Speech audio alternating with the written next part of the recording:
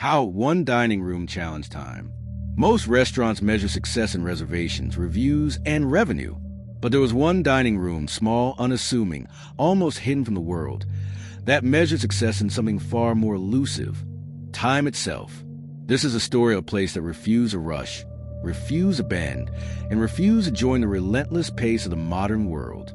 Instead, it created its own rhythm and invited everyone who stepped inside to slow down and listen. In today's world, speed rules everything. Meals are rushed. Conversations are cut short. We move from moment to moment without breathing deeply enough to feel any of them. Yet for generations, there existed a dining room where time seemed to stretch, soften, and unfold. Guests claimed that minutes felt like hours and hours felt like moments. They left feeling not energized, but restored, like the world had paused just long enough for them to remember who they were beyond the noise. To understand how this extraordinary place came to be, we must begin with its founder, an elderly chef who had spent his early career in the most prestigious kitchens in the world. He had mastered the art of speed, precision, and efficiency, but over time, he grew disillusioned. He watched chefs burn out chasing perfection. He watched diners inhale dishes they barely tasted. And he watched the industry lose something sacred: the joy that blooms only when people feel unrushed. So he walked away.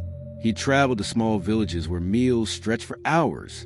He sat with elders who treated food as ritual, not performance. He learned that the true secret to flavor wasn't technique. It was time. Time to simmer. Time to rest. Time to share. Time to savor. When he returned to the city, he carried with him a vision entirely out of sync with the era he lived in. He opened a dining room that operated on its own clock. There were no fast services, no quick lunches, no rigid turn times. Every guest was invited to stay as long as they wished. Dishes arrived when they were ready, not when the world demanded them. The menu changed according to the rhythm of the day, sometimes even according to the mood of the chef. It was a place where time loosened its grip, allowing something tender and rare to take its place. At first, people didn't understand it. They were confused, even frustrated. But slowly, the dining room began to reveal something profound, something that would soon challenge everything the modern food world believed about pace, presence, and the true meaning of a meal. At first, only a handful of curious guests ventured into the dining room. Many arrived with the habits of the outside world still clinging to them, checking their watches, tapping their feet, expecting immediate service. But the dining room did not bend. Time here was an invitation, not a demand. The chefs moved at a gentle, deliberate pace. The servers spoke softly, guiding guests to settle into the rhythm rather than fight against it. Slowly, the atmosphere began to work its quiet magic. Guests who initially felt impatient found themselves relaxing without realizing it. Conversations deepened. Laughter softened. Strangers at neighboring tables began to speak with one another, drawn together by the room's unhurried warmth. Diners stayed long after their plates were cleared, lost in the simple pleasure of being present. They left with a feeling they couldn't quite name, a sense of having stepped outside the rush of life and into something timeless. But the wider world noticed something else. Critics questioned whether the restaurant's refusal to follow industry norms was a bold statement or an outdated eccentricity. Some praised the concept as poetic. Others dismissed it as impractical. Articles debated whether the dining room was revolutionary or simply slow. The chef, however, remained undisturbed. He had not created this space for approval. He had created it for anyone willing to rediscover the forgotten art of taking their time. Yet as the dining room grew in popularity, new conflict began to surface. The wait list stretched into months, frustrating guests accustomed to instant gratification. Investors pressured the chef to expand, urging him to replicate the experience in multiple locations. They argued that demand was skyrocketing and that the world was ready for a time-focused dining empire.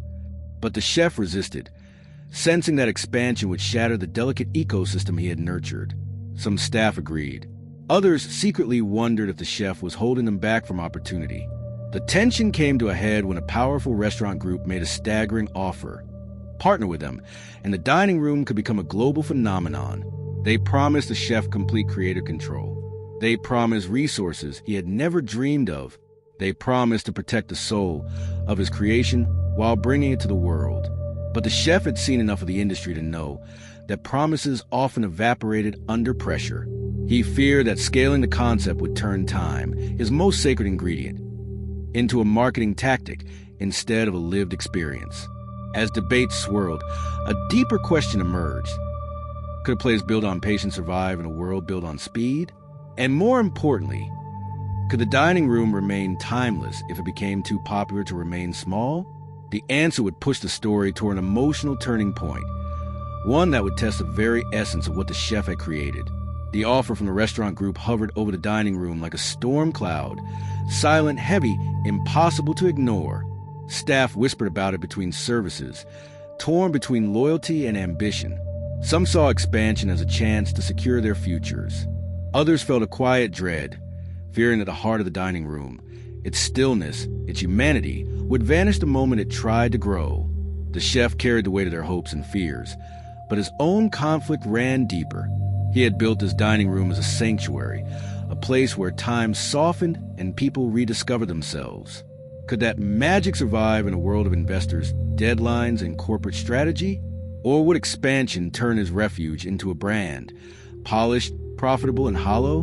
The tension seeped into the walls. Service became strained. Conversations in the kitchen grew shorter, sharper. Guests sensed something shifting beneath the surface, though they couldn't name it. Even the food, once unhurried and soulful, began to taste slightly different, touched by the anxiety lingering in the air.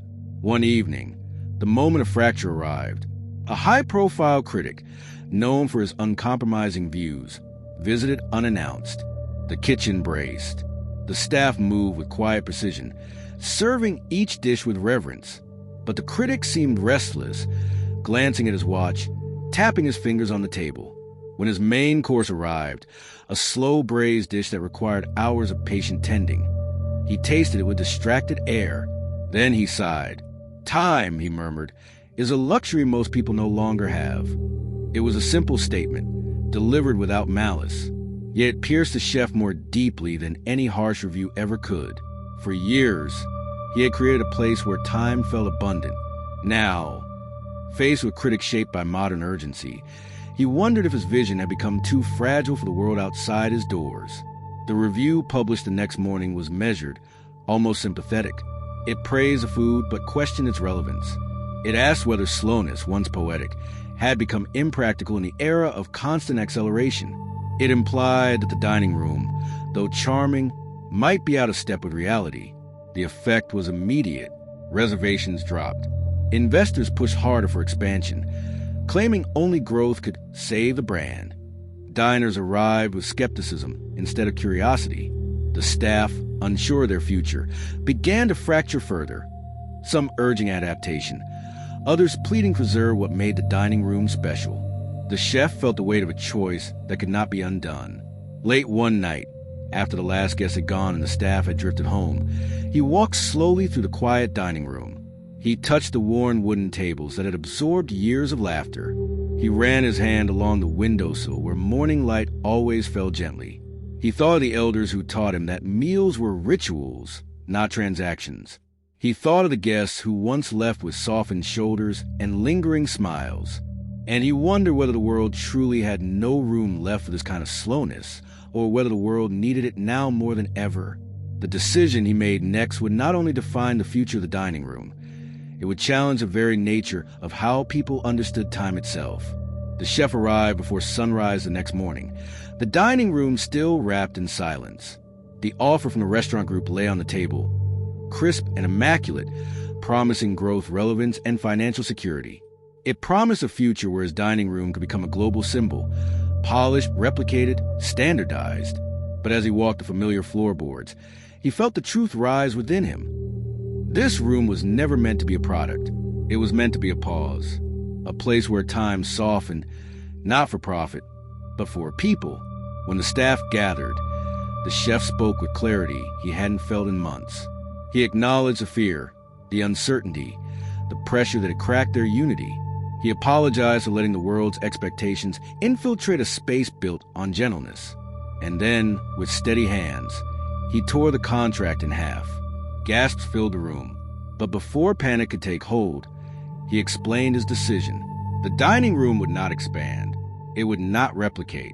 It would not bend to a world that measured value by speed and scale. Instead, it would double down on the philosophy that made it unique.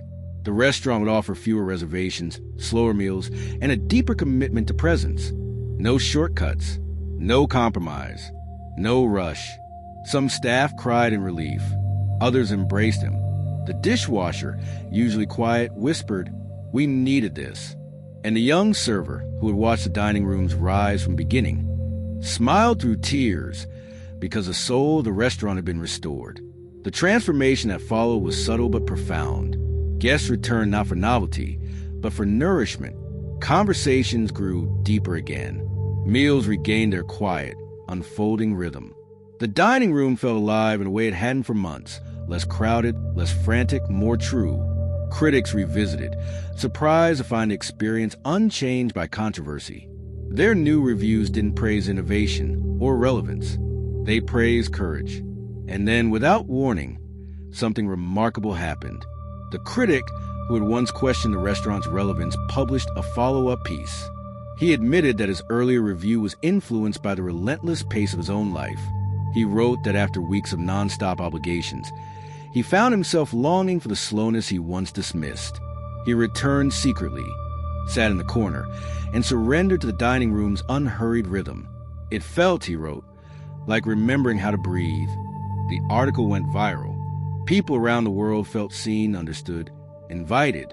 They realized that the dining room was not outdated. It was necessary, a counterweight to the speed that had consumed their lives. Soon, the restaurant became more than a place to eat. It became a symbol of resistance against urgency, a testament to the power of slowing down. People traveled from across the globe not to be impressed, but to be restored. And late one evening, as the chef wiped down the last table, he understood something profound. He had not created a dining room that challenged time. He had created a dining room that healed it.